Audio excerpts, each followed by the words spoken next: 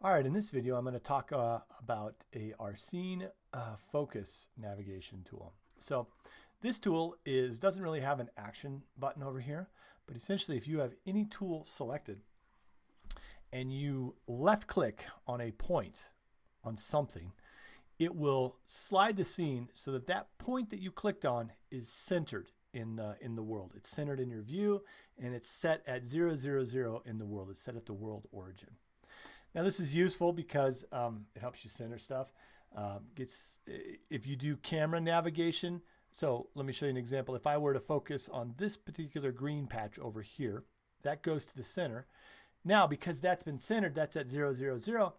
If I do any camera navigation that does not, that begins on the background, like camera orbiting on the background or zooming on the background, we are actually, because that point was moved to 0, 0, 0, it happens around that point that you clicked on. So it's a good way to like center out your scene and make it nice and useful.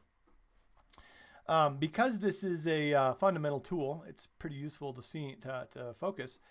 You can do it when any tool is selected by clicking with the with the right mouse or the middle mouse key if you're using a 3-button mouse. So I have the batter board tool selected now. If I were to right click, we would also center.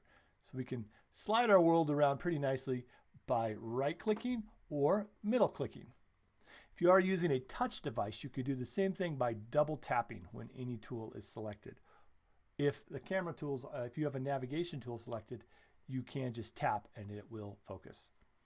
Finally, let's say you get all wonky and you lose the scene. So now I've completely lost the scene.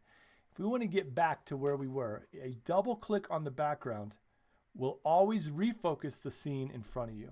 So it doesn't matter where things are, what has happened, you can get all the way upside down and panned off to the side.